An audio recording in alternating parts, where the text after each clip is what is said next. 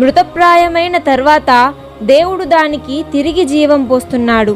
అలాగే మృతప్రాయమైన మానవతకు కూడా ప్రవక్తల ద్వారా జీవం పోస్తున్నాడు.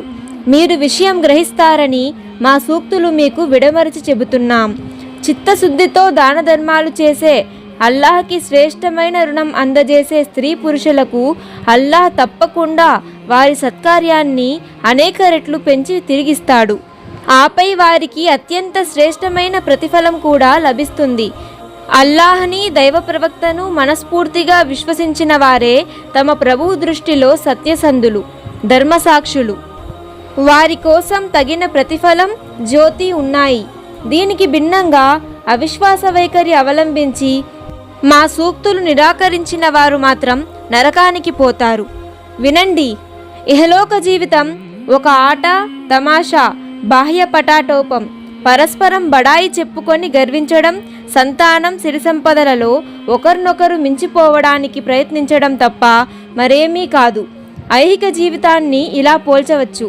వర్షంతో ఎదిగిన మొలకల్ని చూసి రైతులు సంబరపడిపోతారు. తర్వాత ఆ పొలం పంటకు వచ్చి ఎర్రబారడం కనిపిస్తుంది. ఆ తర్వాత తుప్పుగా, గట్టి పరకలుగా మారిపోతుంది. అయితే పరలోకంలో అవిశ్వాసుల కోసం తీవ్రమైన యాతనలు, విశ్వాసుల కోసం అల్లాహ్ దగ్గర మన్నింపు, ఆయన ప్రసన్నతలు ఉంటాయి.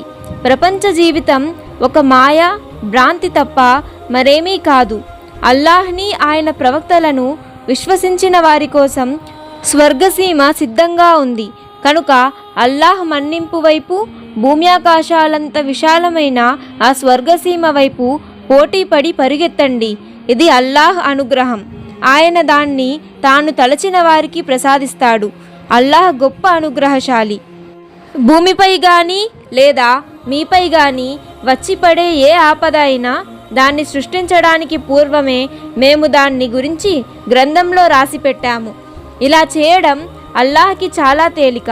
మీ మీద ఏ ఆపద వచ్చినా మీరు బాధపడకుండా సహనంతో ఉండాలని, అల్లాహ్ మీకు ఏ భాగ్యం అనుగ్రహించినా దాన్ని చూసుకొని మీరు మిడిసిపడకూడదని ఆయన ఈ ఏర్పాటు చేశాడు. తమను తాము ఏదో గొప్ప వాళ్ళమని భావించి విర్రవీగే వాళ్లను అల్లాహ్ ఏమాత్రం ప్రేమించడు.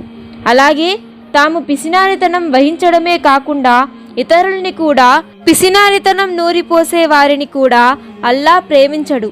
ఇదంతా తెలిసి కూడా ఎవరైనా సత్యానికి విముఖులైపోతే అల్లాహ్ కూడా వారిని ఖాతరు చేయడు. ఆయన నిరపేక్షాపరుడు, స్వతహాగానే ప్రశంసనీయుడు.